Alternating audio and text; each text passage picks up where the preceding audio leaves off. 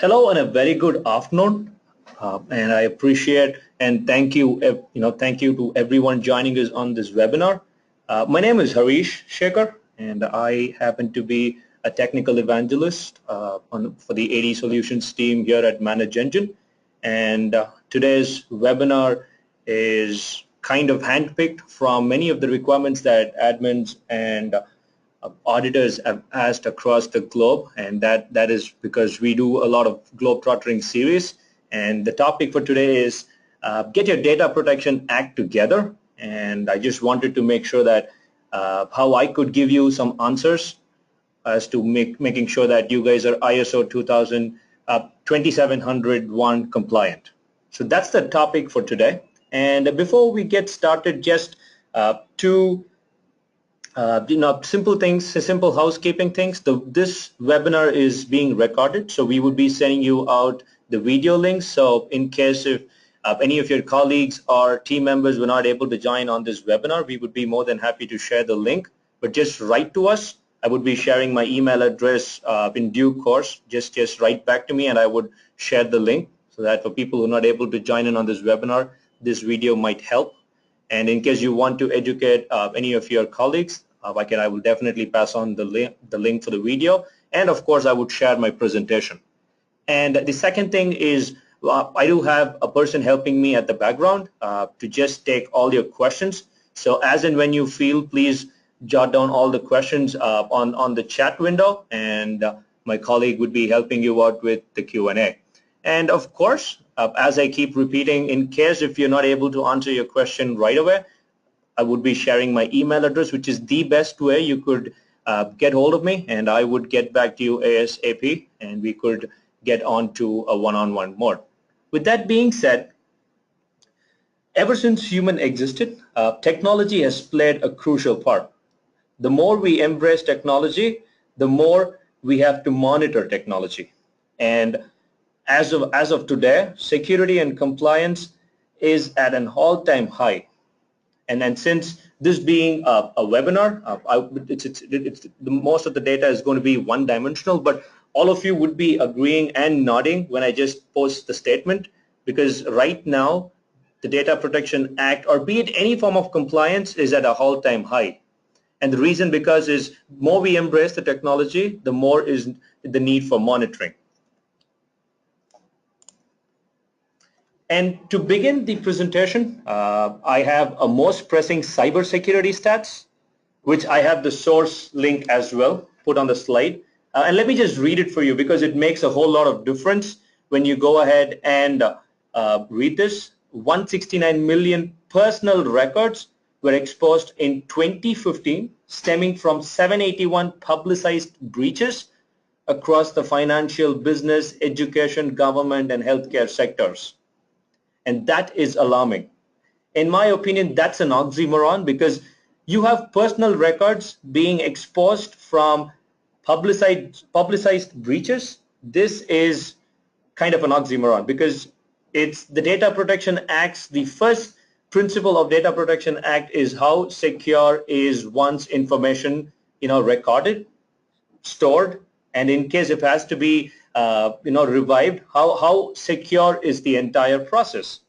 So with this cybersecurity stats, I welcome everyone, and that will push me to the agenda slide. I strictly have a no strict agenda right here. I just wanted to educate, kind of a session where I could give you all that I've earned over the years, and that will be the first topic, is tracking information, and how could you track information from different types of log sources.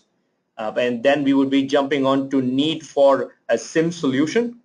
And then I will be talking about use cases, which most likely or not you guys would have had an auditor experience, and those questions would have been poked straight at you. And I'm going to narrate a few of the use cases and a quick glimpse on the 7th Data Protection Act as to how this Data Protection Act came together and what it suggests to the admins at large. And last but not the least, how you can tackle all the problems that I'm going to show from here, how you could manage them using our Manage Engine tools, such as the change monitoring and log management solutions from Manage Engine, to tackle It's just not only a tool to give you answers, it's a solution which you can rely on to backtrack, to alert, and much, much more. Policies and compliance. The compliance is often a misnomer because this is kind of a mirage, and this does not sink in until the day when your auditors knock in at your door. And that is how compliance has taken effect from what it was to what it is today. Every single organization needs to be compliant, and the compliance has a whole list of things, right from the user aspect to system aspects to application aspects to organizational aspects, and so on and so forth. So the compliance, in my opinion, is a misnomer because it's kind of a mirage. It exists, but it shows when you approach it very, very near. So on the day of the audit, the compliance hits you real hard, and you need to go ahead and plan things accordingly. So let me get into the first topic of our webinar today. That's the different types of log sources. Typically, all of you would be agreeing with me that you have a wide variety of log sources, starting from the Windows Active Directory, you've got the Unix, you've got SAP, you've got database log files, you've got AS400, you've got mainframes, you've got web servers, applications, you've got routers, you've got firewalls, you've got Linux, and this is just not it. And all these log sources, be it in one form or the other, collect information user specific, application specific, object specific, or you can permutate the different terms accordingly. And every single log sources has enormous voluminous data. So let me pick a use case. So this is widely deployed architecture. When I say widely deployed architecture, Active Directory happens to be a focal point for manageability, security, and interoperability. Most of you would be agreeing with me, and this is the environment that I have been to. I've associated myself, done the customizations and trainings. This has been widely deployed, where you have Active Directory right at the fulcrum, and you have everything revolving around Active Directory. When I say everything revolving around Active Directory, starting with the user accounts, the client accounts, the server details, services, printers, your file integrity monitoring, key part, because that's one of the crucial part where you could be hit by a ransomware. Then you've got policy, then you've got network devices, because organizations are so made, it's just not the objects. The network devices also constitute a part of the object. You've got the firewall service just to make sure that you're not intruded.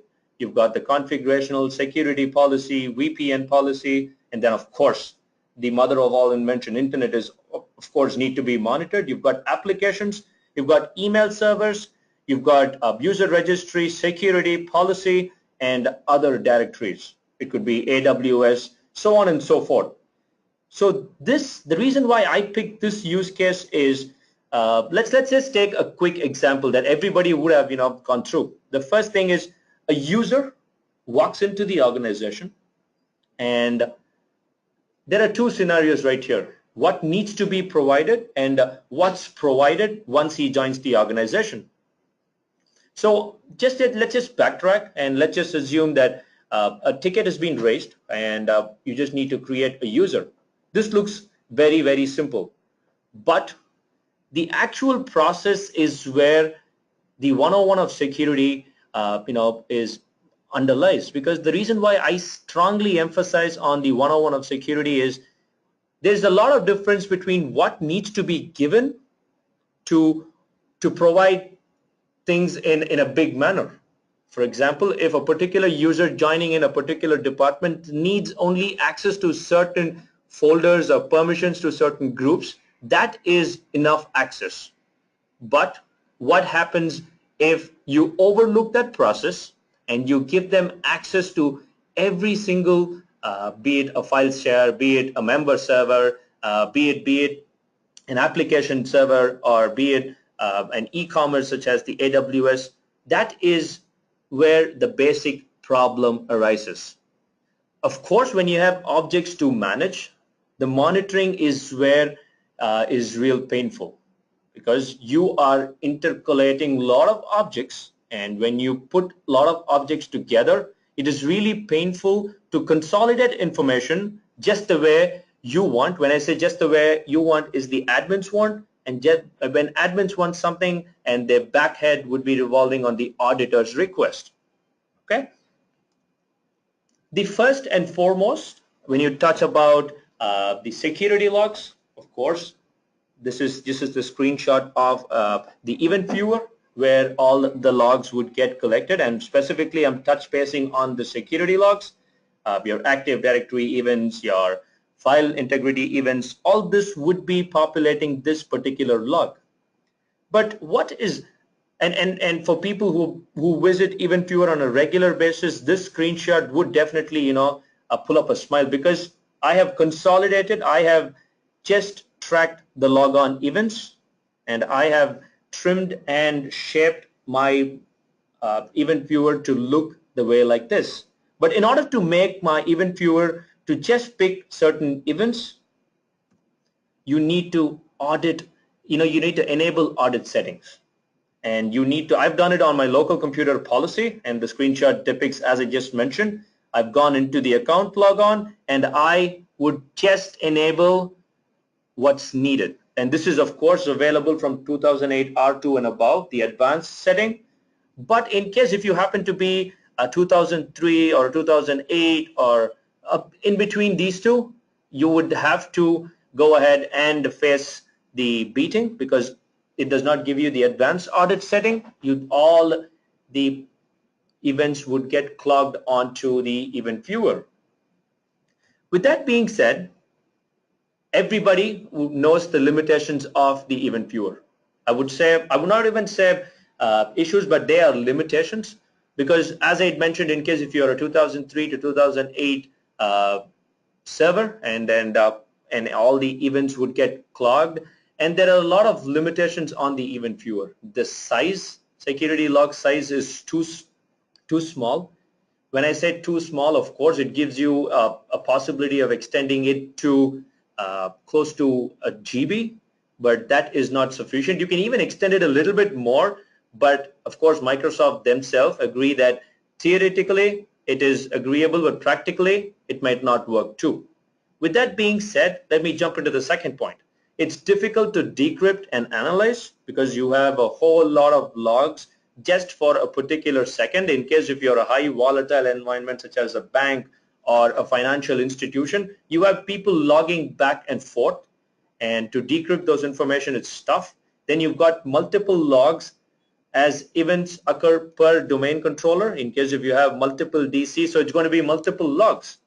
There is no alerting options, and my use cases will tell you why you need to have alerts, and then you've got no report offering available from user interface. All right, so this is the security logs. I'm talking about the Active Directory. The reason why I picked this first is I have most of the use cases that I picked is having Active Directory as its base.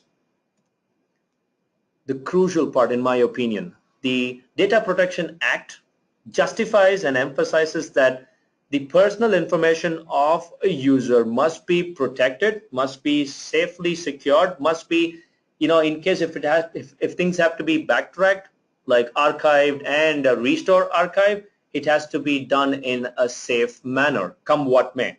So this is the first rule that Data Protection Act puts together. Starting from the IAM, the Identity Access Management, to user permissions, to privileges, all that need to be tracked, and you need to have a specific report mechanism where they can be justified right at the time of, when your auditors walk in and they justify you for the Data Protection Act. Why is file integrity monitoring important? Of course, in today's world, you could go ahead and give access to anybody and everybody in your organization. That's the easiest way you could share a resource. And IT organizations gain access to thousands of servers running more applications than ever, that also winds up generating more logs. Okay? And when you get more logs, that's more than you actually can cope up with. So in order to be successful, you need to look into the log collection process, and that the log collection process needs to talk about the applications and the systems. And when you talk about the application and the system, the best example that I could come up with is with the file integrity monitoring.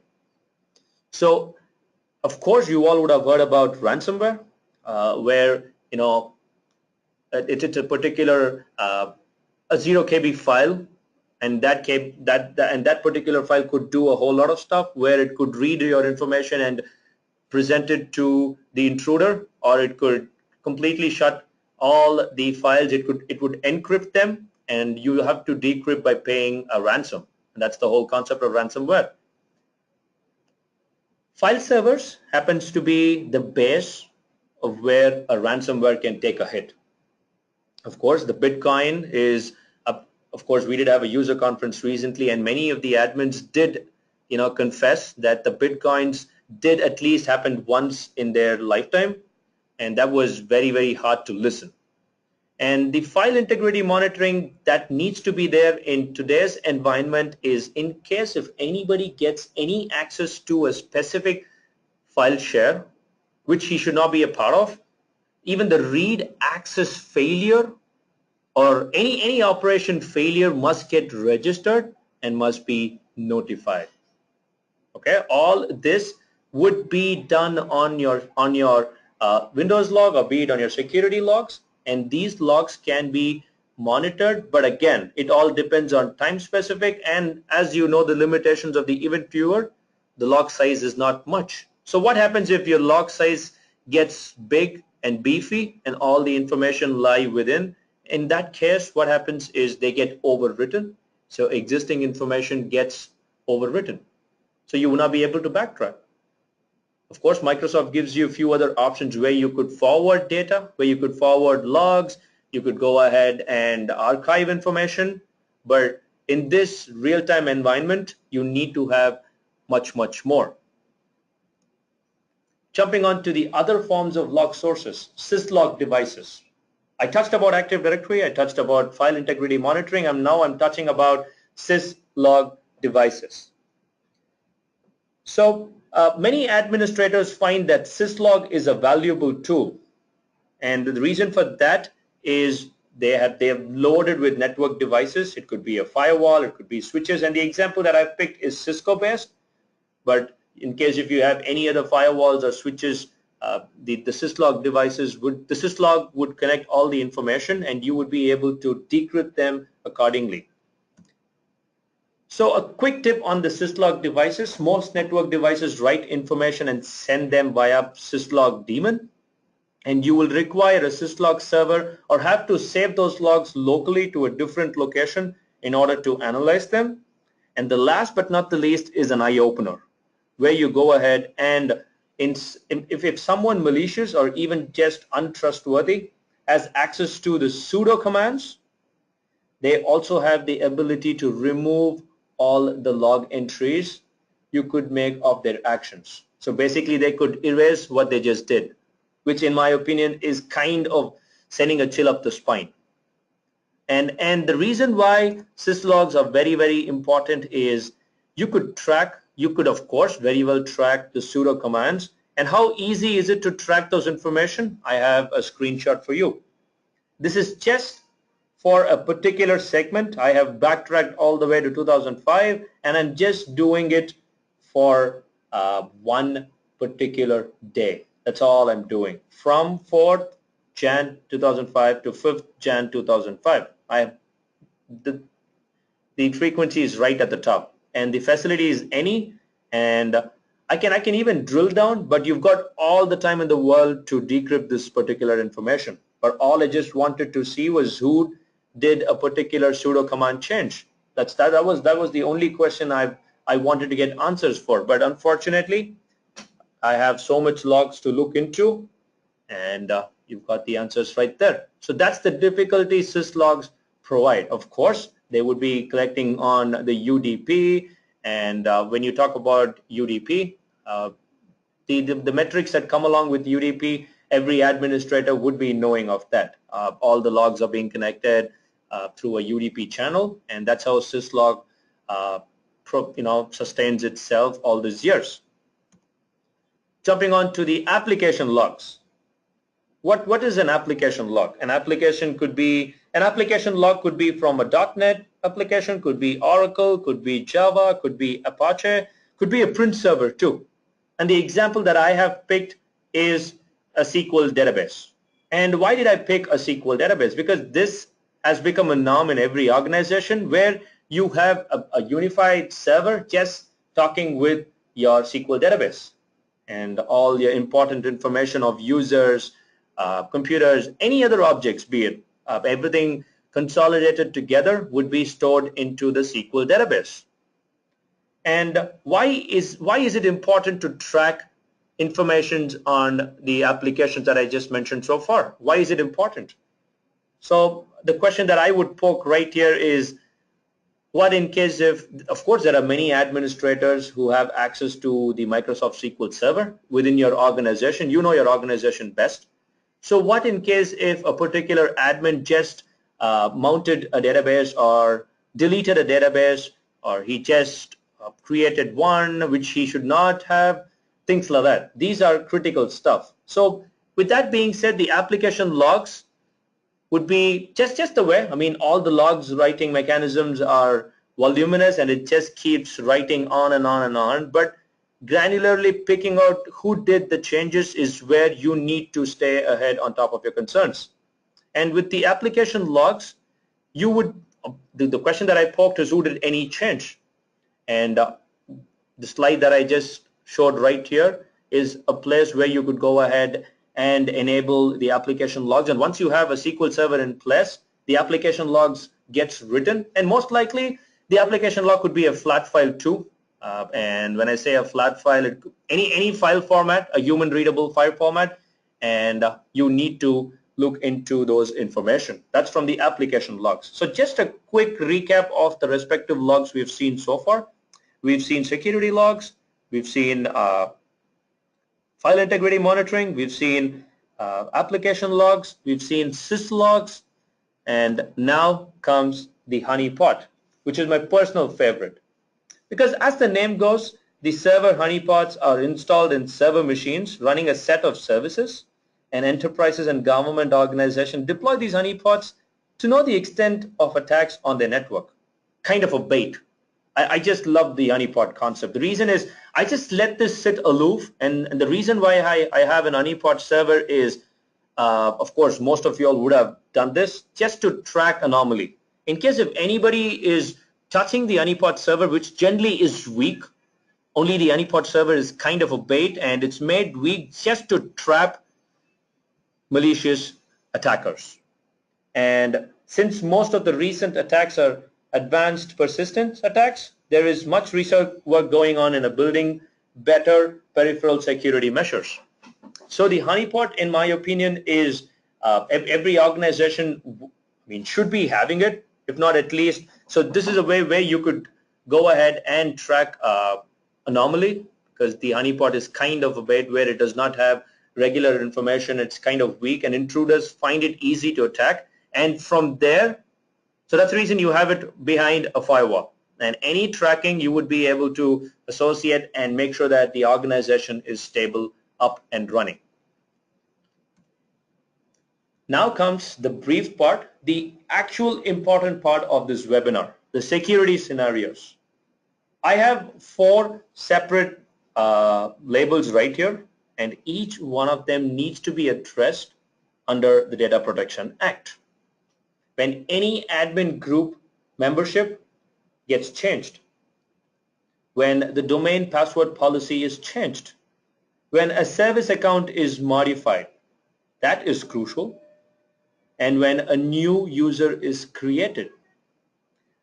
Because the whole security scenario is, of course, everybody wants to know what event has occurred. Everybody wants to know on which object the changes have occurred, and everybody unanimously agrees on this point which I'm about to say. Everybody wants to know who did the change, because that is where you need to have a proper security solution which will tell you, which will address the vital W's, So that's the first bubble that I just picked out. All these are questions. So kind of an a takeaway action item where you all could get back to me on how you go about tracking these information when an admin group changed membership, when a service account was modified, when the domain password policy was changed, when a new user is created right now. And let me pick on to the second bubble, my personal favorite. Any changes done to an AD object. Let me magnify that.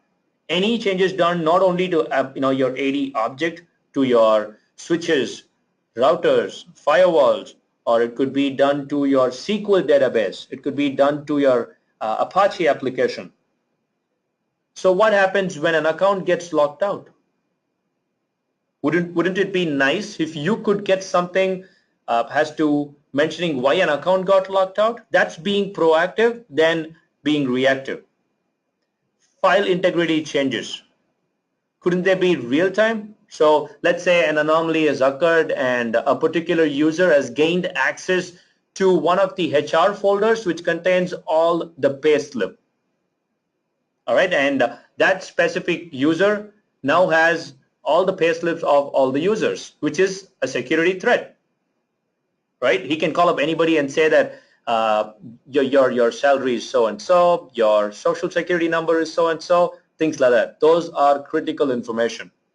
So you need to have you need to track changes real time. Just not only track changes, you need to address the vital W's, who did what and on whom, the crucial part. Then in case, of course, when you sit and analyze data after metadata, you would of course analyze a pattern. And wouldn't it be nice if you could associate that pattern and start looking for search queries? So in turn, can you just pick words and frame your search query? Wouldn't that be nice? You've got multiple log sources to look into, but you just have one live. So let me jump on to the third bubble. You've got what's the need for universal log parsing and indexing? Because of course the universal log parsing method tells you that they need to be on a human readable format. It could be a text file, it could be a CSV, and those information can be parsed through and a reference can be made. So that's the reason you say it as an index. So from the details that you get from a human readable file, you kind of make a sense of the keywords, and out of the essence you just go ahead, pick the logs, and you index them for future reference. Network appliance monitoring. If a particular switch has been compromised, if you have a router that's being restarted again and again, if you have a firewall which is not functioning the way it should be, what about your database filters? You could have Oracle, you could have MS SQL, you could have other, you know your organization best. You know what databases you have. So instead of just looking into the filters, wouldn't it be nice if there was a particular change done and you get a notification right away?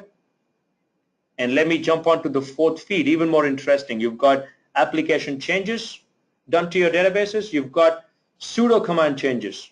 Of course, people who are working with Syslogs and of course Syslog devices would love this particular segment where you could track sudo command changes.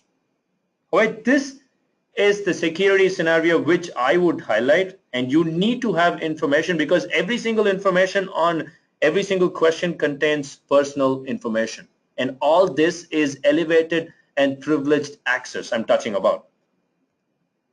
And this is where you need a SIM solution. Any SIM solution, be it for the matter. You need to collect logs, you need to analyze them, you need to correlate events, you need to do log forensics, compliance, of course, that's the topic of the day. But without feeding the right logs, you will not be able to stay compliant. You've got application object access, user activity monitoring, real-time FIM, devices and log monitoring, and log retention. So this is where a SIM needs to be in place, because this is just not about reading logs. There is a lot more. So that's the security identification event management, where you feed the right amount of data, you get what you expect from the tool. So let's take a quick glimpse on the 7th data protection principle. This is actually said, and I can quote even the article which I picked this from, and it mentions it does not require the controller, here is the admin, to implement state-of-the-art technologies. Instead, the controller, be the admin, must implement appropriate tools with the following subdivisions or classifications, if I may say. Having regard for state of technological development, the nature of the data to be protected, harm that might result from a security breach, and the associated cost involved in the breach and what needs to be done. All right, this is a game changer, because when you have stringent rules, they are giving the admins, kind of a benefit of doubt where they could, redo what they've done in the past and make sure that they at least start afresh. So the rules are strict. The 7th data protection gives you the amendments that you need to go ahead and have appropriate tools to go ahead and regard, make sure that you never compromise on data security. Data needs to be protected, come what may be the security breach, and of course, limiting the cost factors, saving the organization from such breaches, and of course, meanwhile, re-implementing them in terms of the tools that you pick to have a proper SIM offering.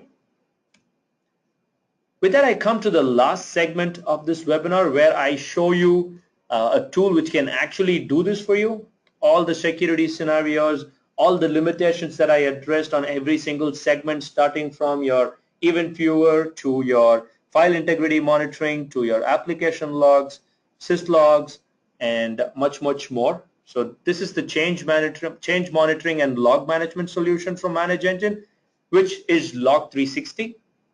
So that's a tool which encompasses Event Log Analyzer and AD Audit. And what does Event Log Analyzer do? Just a quick overview. Be it the application service, servers, network devices, users, it will collect, it will normalize, analyze, correlate, alert, report, search, and archive.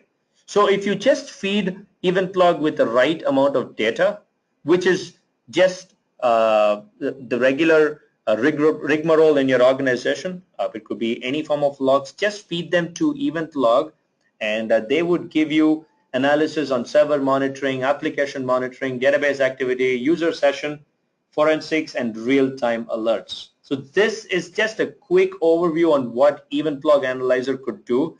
But let me jump into the built-in correlation, which is where the actual difference is made. You've got application logs, you've got network device logs, you've got server logs, and you can, based on the repeated logon failures on critical resources, logon success on critical resources, privileged user account creation. So you can build, when I say you can build, you could trust the built-in correlation. You could go ahead and create your custom alerts, and you could go ahead and get real-time emails and SMS notification. And the best part about the built-in correlation is it has the capability to run custom remediation scripts to carry out actions that mitigate threats. In other words, it will give you an option to run custom scripts post the alert, and it will, so with the script could be of your choice, and it could go ahead and mitigate that particular threat. So in case, let's take the crypto lock. In case if that is happening in your file server, in turn, you could just place a script and that will shut down that specific file server and take it away from the domain. So these, in my opinion, are being proactive rather than being reactive. You've got the alert filters where you could go ahead and search. On the left is for the Windows, followed by Unix. You've got application and network devices. These are the built-in filters that we give you in order to penetrate. Of course, you could dive deep and look into the respective alert filters. And jumping into the compliance management, since the topic is so into compliance, how could this tool help you out? So out of the box compliant reports for PCI, FISMA, GLBA, HIPAA, ISO 27001 and more. Of course, the Data Protection Act, of course, all the information would be a part of the Log 360.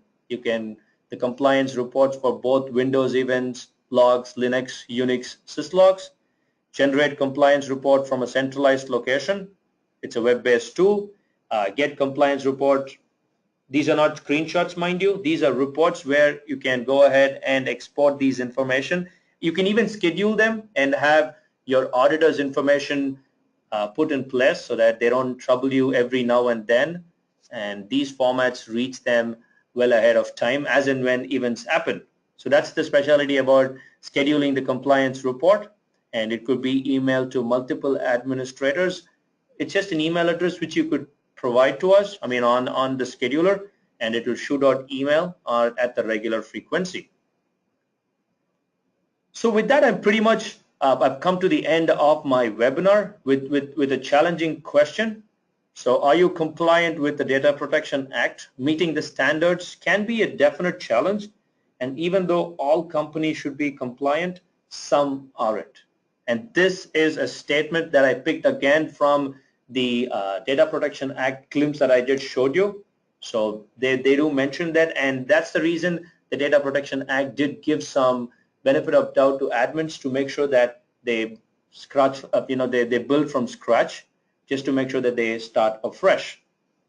Of course, the topic that I picked today, I did give you a good overview, but the best thing that I would recommend is just drop a line to me, and I would love to get on a call and we could sit and your possibilities better, and I could bring in my expertise as to how these tools can help you out. And that's the whole idea about meeting the respective admins down the road. I want to see how these tools can help you out, and my expertise over the years here at Manage Engine, talking about all the 80 products, and of course meeting admins across the globe. So write to me. That's harry@manageengine.com. I will be looking forward to all your emails with questions, and of course write to me for any other assistance too. I would love to get on a call and give me your environmental issues and your questions. I would give you tailor-made answers, and that's how you look into a proper SIM tool. And trust me, Log 360 has a lot of offerings that many of the competitors don't. There are many features in the pipeline. So what I would say is just drop a line to me with your specific questions, and I would love to get back to you with answers. And of course, even better is to get on a call. So again, my email address is harry@manageengine.com. And before I let you all go for the day, I just have a small video, which not to usurp the meeting, but I just wanted to drive in the importance of security. There's no audio, just the video.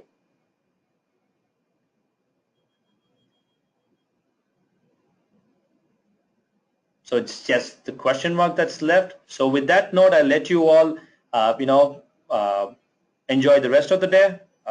Thank you so very much. A very good afternoon once again. My name is Harish, and it was great talking to you. Thank you, and take care. Bye-bye.